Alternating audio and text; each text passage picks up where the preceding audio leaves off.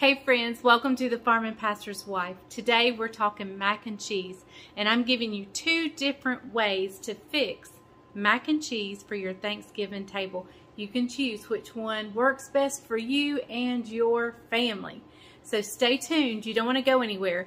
During the intro, why don't you hit subscribe, hit that bell notification, and give me a thumbs up. Don't go anywhere, we'll be right back.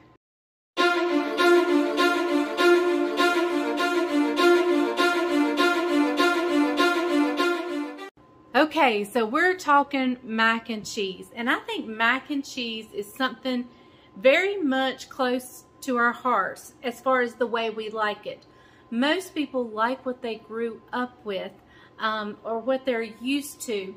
I know if there was a time in my kids' lives when I was a working mom and I had a long day and I would come home and I would fix the shells and cheese out of a box, and for a long time that's all they thought mac and cheese was. And then when I was able to stay home and cook for them, they were like, I want my shells and cheese back. And then of course their palate became sophisticated and they like a full homemade mac and cheese.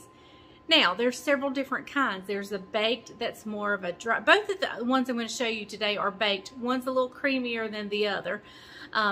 One is one you can cut out like in a square, and I mean, sometimes it falls apart just because the cheese is ooey and gooey. But it's more of a, I don't know how to describe it, but anyway. And then you've got your creamier ones. You've got your crock pot mac and cheeses that's really creamy and really juicy. And you have your mac and cheese with the bechamel sauce. Now, I don't make one with the bechamel sauce. I'm just not a fan.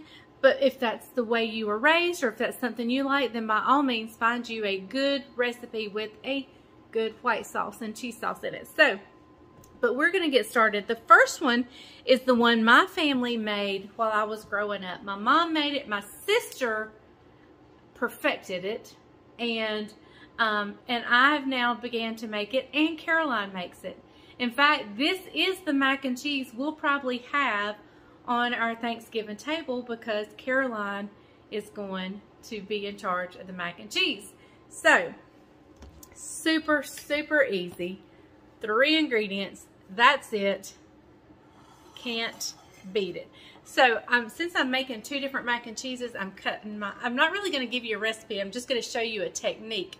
Tell you what's in it, because I can't really give you measurements because these, I made everything for 2 mac and cheeses, so it's going to be hard for me to determine how much goes in each one. But if you just watch the technique, you'll know how to make it. So I've got a smaller, this is a small, I'm not sure what size it is. Let's see if it says, does it say? 2.5 quart, whatever that is, 2.5 quarts. Okay, I'm going to turn you guys down, and what I'm going to do is I'm going to give it a good little spray so the cheese don't stick.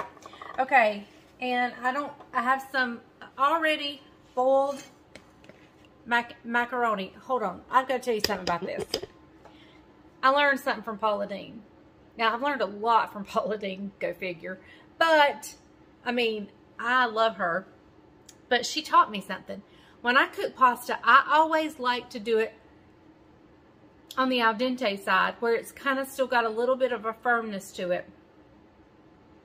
But she says, and it makes total sense, it was like, what? I get it. When you're making mac and cheese, you want to cook it past the al dente side, kind of overcook it a little bit. Because if there's still some firmness to it, it's going to soak up any liquid in the mac and cheese, and you're going to be left with a dry mac and cheese. So, I thought that was pretty wise. So, I'm passing on the knowledge you probably already knew. Okay, well, let me pull my sleeves up here. Alright, I'm just going to start with a thin layer of macaroni. I mean, it's not going to be thick at all. I'm just basically covering the bottom with macaroni.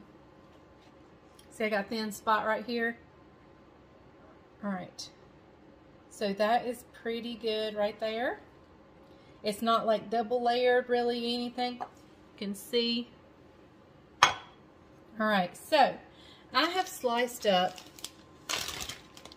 a block of cheese. I have sliced it up in what I call little soldiers. And I'm just going to line them up. I left that out in case I need to cut up some more. And I'm just going to layer these out, line them up just like they're little soldiers.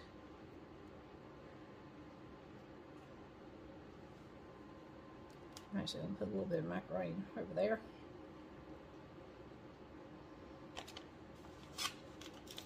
And it looks like I probably will have to slice the rest of that block up.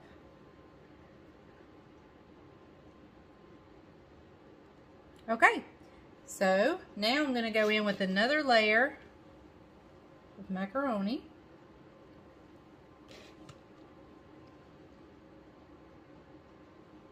You're not layering it thickly. This was probably about 6 cups of macaroni, maybe more. And that's cooked. And I'm just going to finish it off on this top layer here.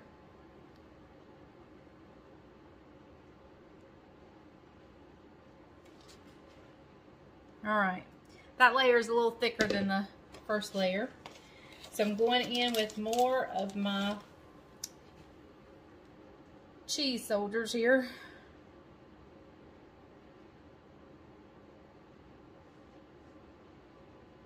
So here's 2 of the 3 ingredients already. Now, I did salt the pasta water, so I do get that that's another ingredient, but salt, even on the cooking shows, is a free ingredient. When I did my 2 ingredient biscuits, I added salt, and several people said I didn't know how to count, because that was more than 2 ingredients. Okay, let me slice up a few more slices of the cheese, and we'll be right back, and I'll finish it off. Okay, there we go. We have it all ready. Now, can you guess what the 3rd ingredient is? Milk. You got it. Milk. We're going to go in, and I'm going to pour from like one little corner. That's a good corner over there. Oh, and I do like to tighten the cheese up on that top layer because that's what we're going to see. Anyway, and I'm going to pour milk in here, and I'm going to pour a little bit at a time. And I'll pour for a little bit, and then I'm going to stop and let it soak all the way in and just see where we're at. And I want to come up at least halfway, if not 3/4 of the way with the milk. So you do need to do this in a clear dish so you can see where you're at. Okay, that looks really good. I'm going to stop there with the milk. This will go in a 350-degree oven until just golden brown and ooey, gooey, and bubbly. I'll time it and let you know exactly how long it took in my oven. I'm still learning my oven, and I'm not sure it cooks like my other oven did, so take my times with a grain of salt. But it's going to go in, and I'll let you know how long it took in my oven. My dishes are piling up back there. So, all right, let's go ahead and start on this other mac and cheese. Now, this is a Paula Deen recipe, and I'm super excited because we love it. This has quickly become probably one of my favorites. In fact, I love that one because it reminds me of home, and it's sentimental, and it's nostalgic or whatever. But this one is pretty doggone good. Okay, so I have another 4 cups of macaroni and cheese. Macaroni and cheese. Macaroni that I cooked the same time, the same way. It's more than al dente. I'm sorry, y'all. Okay, so I have it in a bowl here. And let me grab my butter.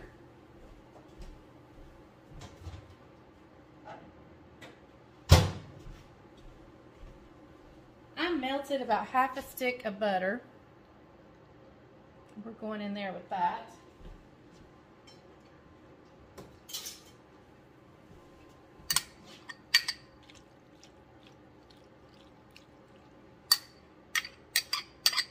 All right. Okay, and so to that, I'm going to add in some evaporated milk. That's about half a cup. And we may add in some more. All right, let's go in with some cheese now. Now, I'm not sure how much cheese I'm going in with. Let me see how much I have here. I've shredded this from a block. This is almost 4 cups. So we'll just start. Now this is a great recipe to mix your cheeses. Like if you wanted to add some pepper jack or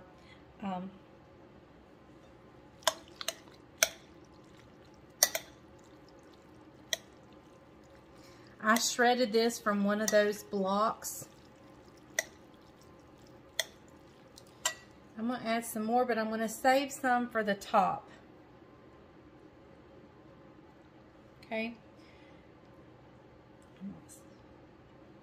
We'll save that over there for the top. So this was probably 4 cups of cheese. It was one of those big blocks of cheese. Now, you could actually add some Velveeta in with this. In fact, I have some, but I'm not going to. Okay, so to this, now this is a controversial thing. I am finding out that a lot of people don't like sour cream. But now I think it just gives this a special something. But I do get asked a lot of times, what can people substitute for the sour cream? And I would say maybe not that much, but about half of that maybe of mayonnaise, or maybe some Greek yogurt, if you like Greek yogurt. That's what I would substitute. Okay.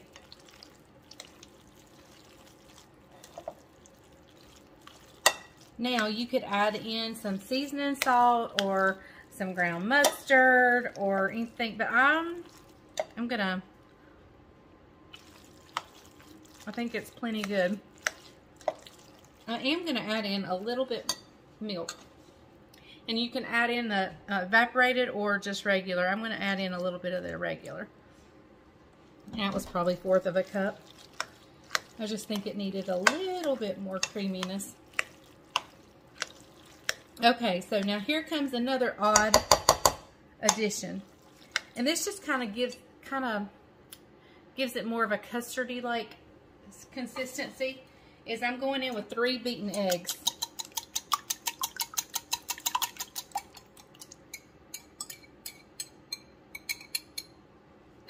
Okay, so we are going to stir this around.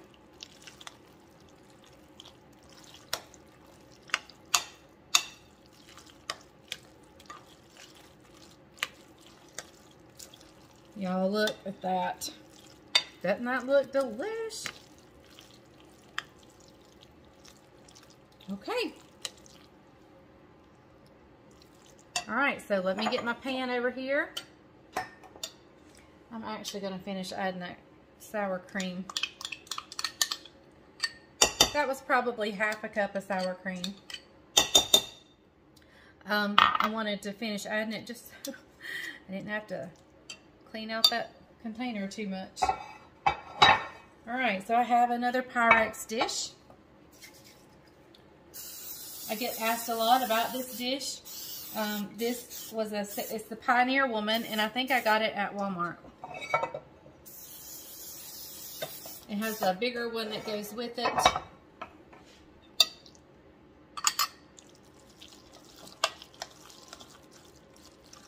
Okay, guys, this is going to go in 350 for about 20 minutes. I'm going to take it out, stir it, you know, make sure it's good and stirred up. Put it in for about 15 more minutes. Then I'll top it with the rest of the cheese and put it back in and just let that cheese melt.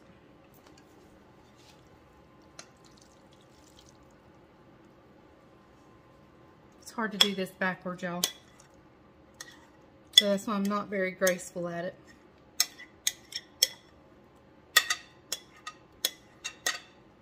Okay, I'll clean that bowl out better when I turn the camera off. But okay, there we go.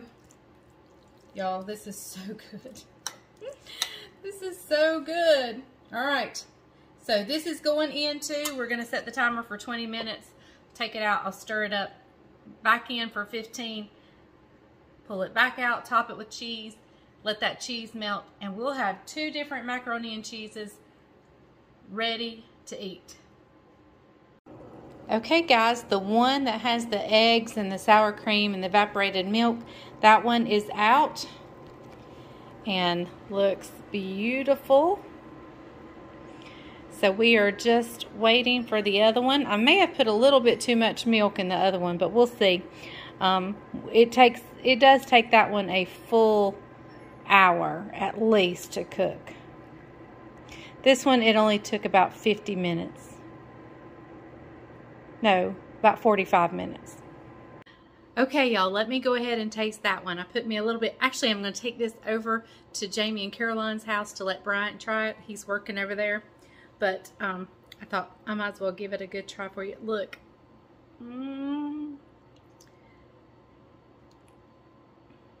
Y'all, this is killing my diet. I've actually already tasted it.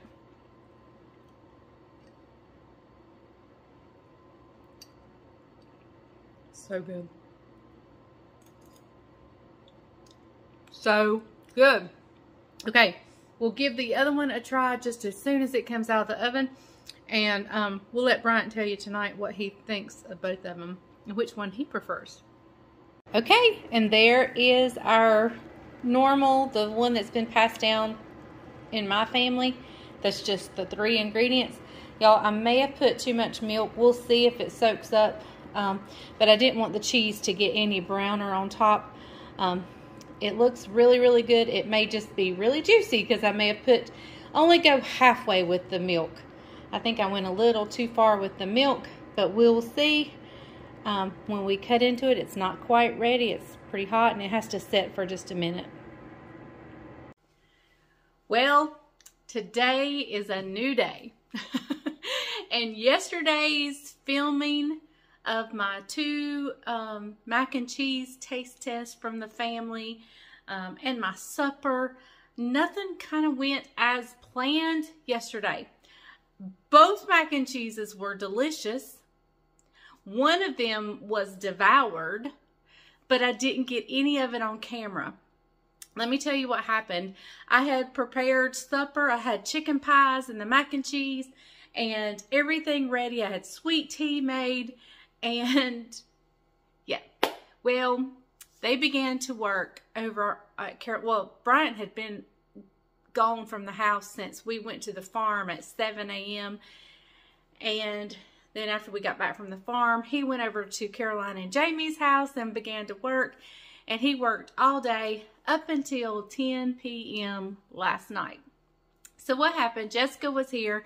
Caroline brought the boys so she could help over at her house when she got off work. And Jamie was over there working. And so what happened was I got to taste test both of them really well. Well, everybody taste tested both of them.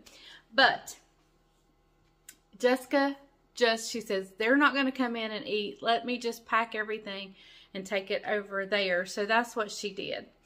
And I will say that one macaroni and cheese won out over the other. And I will tell you that I agree with the decision. Now, one is better if you're in a hurry or you don't have all the ingredients. One is better if you just want a good, decadent mac and cheese. And of course, the one that won out is the one that has the eggs, the sour cream, and the evaporated milk in it. It was delicious. So, now I know I couldn't really give you good measurements yesterday, and you're just going to have to tweak this the best you can. I will give roundabout measurements, and the one that I make, I mean, it's just mac, cheese, and milk. I mean, that's it. And I was worried that I had put too much milk, but I did not. I mean, and that mac and cheese is delicious too. They're both really, really good, but the one with the eggs, the sour cream, and the evaporated milk, yeah, hands down, it's our new family mac and cheese. So, sorry, Mom. And I have made this one, and I knew the family liked it. But we've never made it side by side, where we could just really taste and know. Because sometimes we would taste the new and say, oh, this is really, really good, but it's not our normal.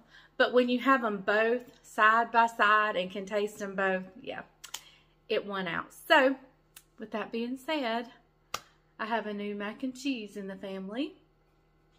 And now I have to I have to teach Caroline how to make it, because she's kind of in charge of the mac and cheese. So, yeah. Yeah, we got to teach her. So, try this recipe. It is so good. Oh my goodness. It is so good. And, yeah, I will try my best to give roundabout measurements, but you may need to tweak it somewhat. So, all right. Thank you guys for watching The Farm and Pastor's Wife. I'm so glad you were here. I hope you have a great Thanksgiving. We've got a few more videos coming up before Thanksgiving hits. So, stay tuned. Be sure you've hit that bell notification and selected the word all. That way you get notified when I upload videos. And we have a great time expected coming for the Christmas festivities. I'm super excited about that. And we're going to do a Vlogmas, which I'm going to try my best to vlog every day. And then we'll do recipe videos along with the Vlogmas. So, okay, thank you guys for watching The Farm and Pastor's Wife. And remember, if the grease is hot enough, you can fry anything. Bye, y'all.